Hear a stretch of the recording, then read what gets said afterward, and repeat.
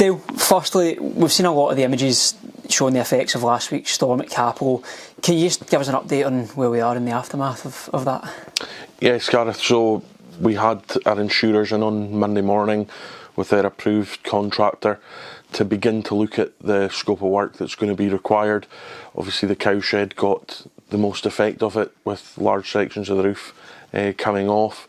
Obviously it was a red weather warning. I think I was the only person that spent more time outside than inside on Friday, but the hope is that we can get some action on that sooner rather than later. By the end of the week, hopefully we'll have what a timescale looks like. The most challenging bit is going to be probably the scaffolding and how that's going to be set up to carry out the repairs. Important to say as well that, you know, this is on the back of myself, the chairman and Sam Robinson looking at getting a full dilapidation report carried out across the stadium and looking at funding streams for improvements to the stadium. So the process will hopefully give us a good idea of costings and what that process could look like for us when it comes to other areas. We have started working a contingency plan for if the cowshed's not going to be operable by the time our next couple of league games come around at home. But at present, you know, we don't have the full time scale of how long that's going to take, and we do just ask for patience to be able not just to get it done, but to get it done right and make sure that the cowshed and the other areas that have been affected, which are minor, are be able to repair at a good standard, so that we don't then need to patch it the next time a gust of wind comes along. You know, the start of 2025, it's obviously been quite challenging. Games off, the gas leak led to the postponement of the Wraith game, and now the challenges that the storms brought as well. You know, can you give us an idea of the issues that those create for the club? Well, first of all, there's the frustration angle that none of us want games not to take place. We were in a run during the Partick game where I think it was 5 home games out of 7, and that's now not happened, not transpired. We've gone 26 days without a league game up until Queen's Park last weekend, which for Doogie and the football department is extremely frustrating. And I think that there's also the financial burden of losing gate receipts and having to move hospitality and take that opportunity cost away from other games when you're having to reschedule people in. So there's a variety of issues that come with postponements and games not taking place. But the one thing I think we have seen through the process is a real unity and togetherness to make sure that we can all forge together internally and make sure that the second half of the season is as successful and profitable as possible. I touched on the finances there. People will remember that Michael Harkins, our finance director, did explain a manageable loss this season.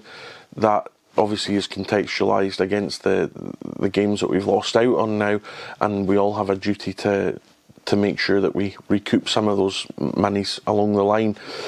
In saying that, you know, the cash flow of the football club is strong, so it's not like we're in a position where it affects our payables and our dues at the moment. You know, in terms of the positives, the club is obviously on an 8-game unbeaten run, and in terms of periods like that, we've had one similar to last season as well. You know, what sort of positive impact does that have on the club as a whole? It's massive for the people here at the football club on a daily basis. The environment's obviously a lot more positive and a lot more engaging. For the supporters, it's good for them, and it helps us build crowds. That's the second game we've had against Queen's Park at Hampden since I've been here, and I think on both occasions we've had the majority of the crowd at both of those games, and it gives us that platform to go and really try and be more together for the second half of the campaign against a backdrop where, you know, we do have a regular turnover of players every summer and players trying to integrate into the football club, and that takes time. And it also, you know, we're not in a club that is in a position to have a lot of players on 2-3 year deals, so that has to come into cognizance as well, and just make sure that we are all in the same boat, paddling in the same direction, rather than you know, not being and seeing the detrimental effects that can have. So I think being 8 games unbeaten to this point, congratulations to the football department, the players and the staff, but you know, it just gives us that springboard to come together and push on even further. And in recent weeks, the club obviously put out that over 4,500 tickets have been given away to local schools and local charities so far this season. Could you just tell us a bit about why that's important for the football club and how that's been successful? Yeah, we can't have a 3-year strategy that's called the Heartbeat of Inverclyde without backing that up with meaningful action.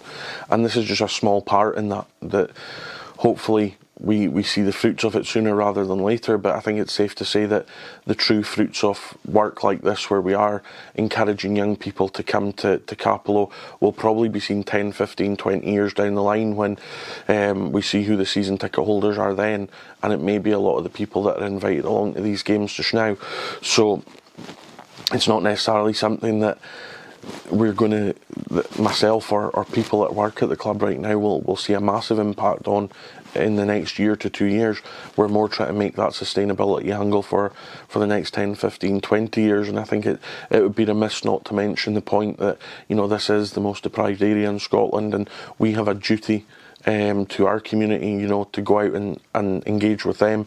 It can't always be a case of waiting for people to come and engage with us. We have to be proactive, not reactive. And I have to say the responses that and the kind of comments, that feedback that we've had back from the charities, the schools, has been really heartwarming. But it shows you the meaningful impact that coming to a game of football can have, and that's what this is all about. UEFA have done studies before that shows if you get a child under the age of 10 into your stadium, they're 10 times more likely to stay with that team, and that's what's certainly important to us, is trying to target that market to make sure we have the next generation of Greenock Morton fans really attached to the football club. And looking at the women's team now, they've obviously been back in action now following the winter break. I know that's something that you've worked extensively on for a large period of time. What does success look like for the team this season, and how much work's still to be done with the women's team? Yeah, I think we have achieved a good level of success. I think there's a lot more to come.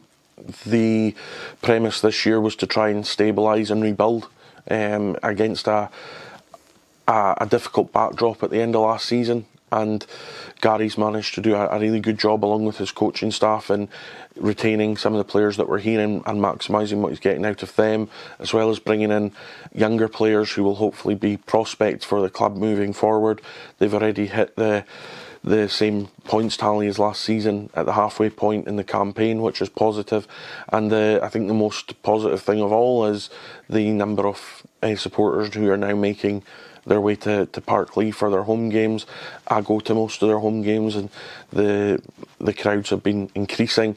And for us now, the next stage for this season is to almost streamline that and look at how we make the operation more slick, more professional and more successful for the football club, and how we harness our resources and infrastructure around the women's team moving forward.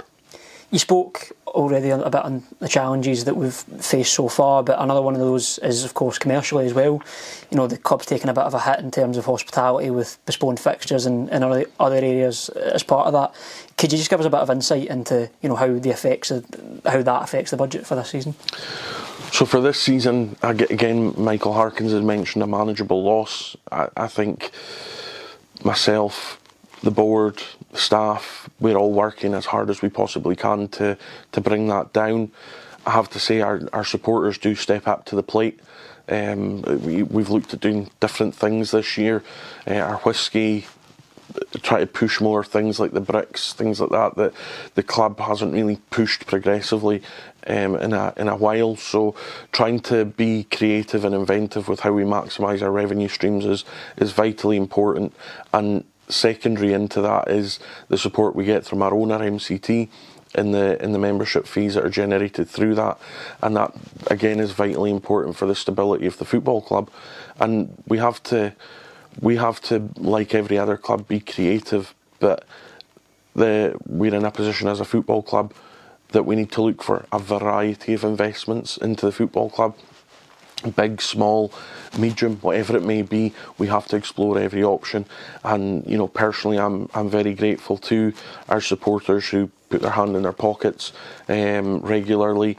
We've seen an upturn in our retail this year, which has been important for us, and it's about just building on those foundations and trying to get to phases 2, 3 and 4 with how we generate more investment and more finance into the football club. So when we do come to situations like we've had in January, the shortfall doesn't cause us too much of a headache.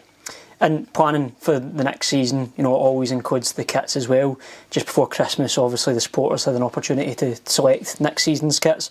There was some mixed feedback on the designs, but are you able to elaborate on the process and the decision behind this, and also when supporters can expect to find out when the winning kits will be announced?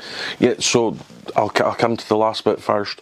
We are looking to do something different this summer, where we're not looking to just launch a kit via social media. We are looking at doing some form of event here at the stadium where supporters can come along. What that looks like right now, if I'm being honest, I don't know, but I do want to have something that has that fan involvement aspect, and it's not your generic social media, here's your kit video, go out and buy. I want us to do something that engages with people, especially in the back of the success of our pop-up shop at Christmas that we had with the signing night. Was really popular, and again, it is part of our strategy to try and get people more time at Capello out with a match day. So that's something we're looking at the moment. The kit situation, although it does split opinion, it's always going to. We're in a position this year where when you create bespoke kits, you have to order a certain number of those kits. Just before Christmas, we hadn't sold 50% of that minimum order quantity. So we have to then think about, and this goes back to the finance bit, how do we streamline it and make it more efficient for the football club? And that's why going forward every year the away kit will go to being the third kit the following year, so that we're not left with a lot of stock. We're managing to maximise the revenue stream and make it more efficient and effective for supporters, because ultimately they want their club to be more efficient and effective. So obviously with that in mind, this year's away kit will go to being the third kit next year, and that's why we had to obviously change up the options for the away kit. I hope that explains it as well as I can. You're never going to please everyone all the time, but what we are trying to do is what we feel is best for the football club to maximise every avenue. And staying on the side of supporter feedback, he also held 3 focus groups with supporters and the new SLO team just back in December there across a few nights. Could you give us a bit of feedback on how those nights went, and what's the outcome been from those events? The outcome was positive. I felt on all 3 nights we had really engaged audience. Those kind of meetings can be sometimes challenging, where you've got different personalities. For me, it was good to be in front of people that were from different backgrounds, male, female, older, younger, MCT members, non-MCT members, season ticket holders, non-season ticket holders, to get that platform and hear their feedback on a variety of issues and some ideas. When we look at the football club as a whole, we are a community-owned football club, so every avenue needs to be explored in terms of that communication pathway. If we felt that the focus groups weren't well received and weren't as productive as we wanted to, we wouldn't run them again. We've actually gone the other way and we want to make these now a quarterly thing, where we have different people coming along. We maybe keep the people that wanted to come, we change it up, and we maybe add more people along the way. And that's centrally important to a community-owned club, is having that engagement, that communication, being able to answer questions that are posed to us, at the same time as being able to discuss matters that we feel is important as a football club. And just finally, this time of the year, of course, brings a busy spell in terms of annual club licensing and the process for the club safety certificate, being due at the end of the season as well. How do you plan to meet the requirements of these? And do you feel there's more pressure on the club and yourself, given that last year, you were only a couple of months into the role, and this year you've got a full run at things? Yes, there is more pressure, but first and foremost, I have to give a great debt of gratitude to Alistair Joyce, our club secretary, and Brian Ewing, who's our governance consultant. The two of them have put in a massive body of work in the last year to get through the club licensing last year, but then also to look at the lessons learned, where our shortfalls are. One thing I think I said when I came in right at the beginning was, I didn't want, just because the only level we can get right now is bronze due to the infrastructure at the stadium, I didn't want us to aim for bronze in every category. I wanted us to aim for the gold, and in the areas where we can achieve gold, let's achieve gold. And that's what Brian and Alistair have done, is created a comprehensive document that shows where we need to meet the gold standard and how we need to get there. So I think we're in a better place to manage the likes of club licensing this year. I also think we're in a better place to manage the likes of the safety certificate this year. one thing, when we had the safety advisory group meeting, my first one last April, I requested that we had 2 a year rather than 1. So midway through the year, we were able to look at some of the issues that had arisen.